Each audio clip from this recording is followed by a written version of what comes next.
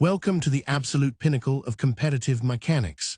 Today, we confront the legendary Irodov Sliding Wedge Problem.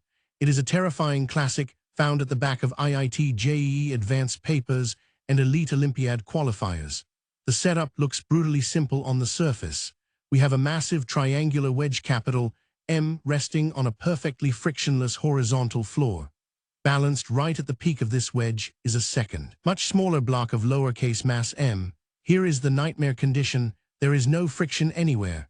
If you release the small block, it accelerates down the slope. But because the floor is frictionless, the wedge itself shoots backwards simultaneously.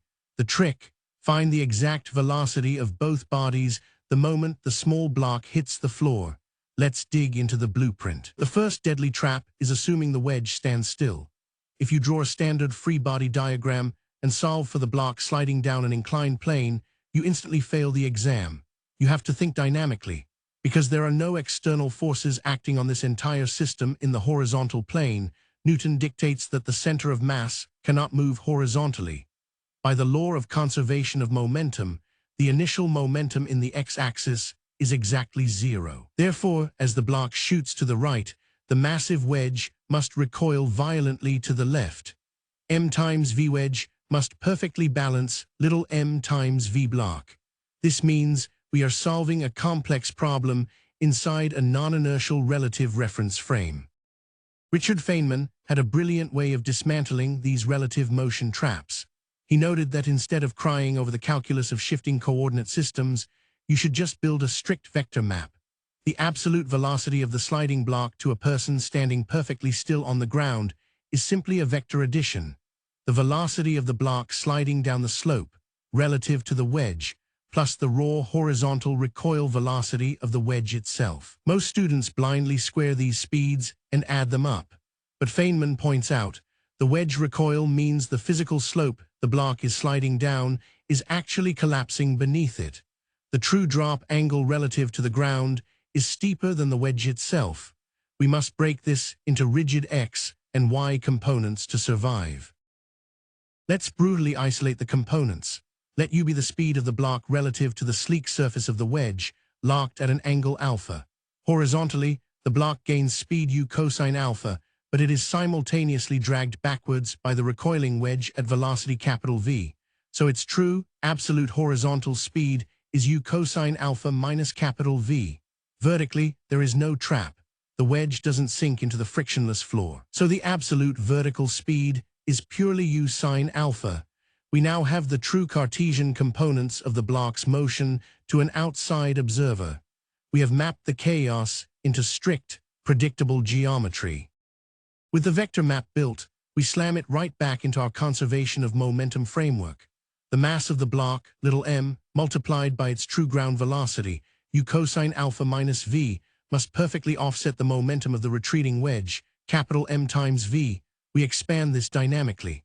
Add the little mv term to the right side, and suddenly we have isolated u. The relative slip velocity u is equal to the sum of both masses, bracketed, times the wedge velocity v, all divided by little m cosine alpha. We have successfully bound the two velocities together with a single, elegant string. Now we move in for the kill. We deploy the universal law, conservation of energy. Look at the blueprint diagram. The block has finally hit the quantum floor, dropping a total vertical height h. The gravitational potential energy lost is precisely mgh. Where did that massive reservoir of energy go? It split exactly into two kinetic fragments, 1/2 capital M times v squared for the violently recoiling wedge, plus 1/2 little m times the absolute velocity of the block squared. Since we broke the absolute speed into strict Cartesian vectors, we can write it perfectly as vx squared plus vy squared. The physics is solved.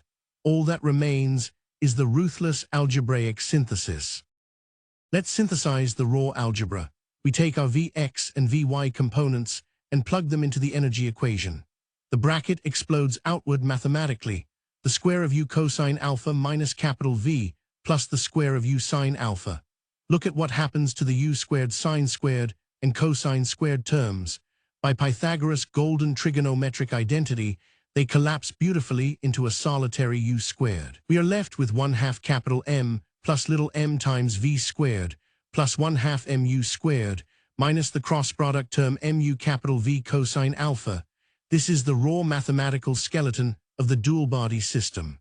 But wait, earlier we discovered that mu cosine alpha is perfectly equal to m plus m times v. Do you see the trapdoor opening? When we dump our momentum identity straight into that chaotic cross product, the entire equation shatters and reassembles into perfect symmetry. The bulky u terms are annihilated completely. Factoring out the wedge velocity structurally, we arrive at the absolute master formula. The recoil velocity of the wedge, capital V, is equal to the square root of 2m squared g h cosine squared alpha divided by the product of m plus m times m plus m sine squared alpha. If you drop this formula on the JEE Advanced paper, the examiner knows exactly who they are dealing with. And knowing V, you can instantly find the block's speed. Mathematics isn't just numbers, it's the architecture of reality. Thank you for joining the global blueprint. Wait, we aren't completely finished yet. Finding the wedge recoil velocity capital V was only 50% of the battle. The original exam question demands the absolute ground velocity of the small sliding block the very millisecond it detaches from the wedge. Because we already broke its motion into the strict Cartesian vectors Vx and Vy earlier, all we have to do is apply the pure Pythagorean theorem using the u substitution we derived. By bringing back our master momentum ratio, we can completely eliminate u from the block's velocity components. For the horizontal plane, we substitute the ratio directly into our unaltered velocity equation. Notice how beautifully the terms condense.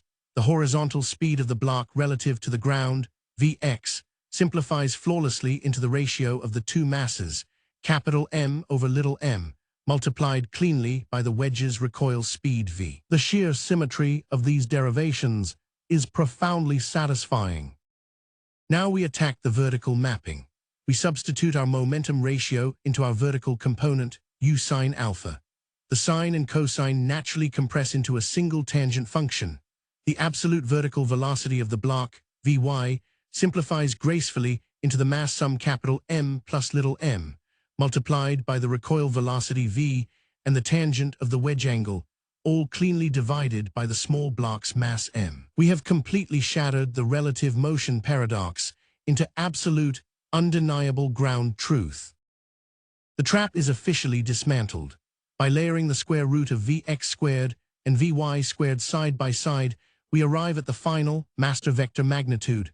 The true speed of the block striking the quantum floor is the wedge recoil velocity, V, multiplied by the massive square root of those combined mass ratios. This derivation teaches us the core axiom of physics: when non-inertial relative frames threaten to drown you in confusion, vector geometry and conservation laws will cut straight through the chaos. Stay curious, and I'll see you in the next derivation.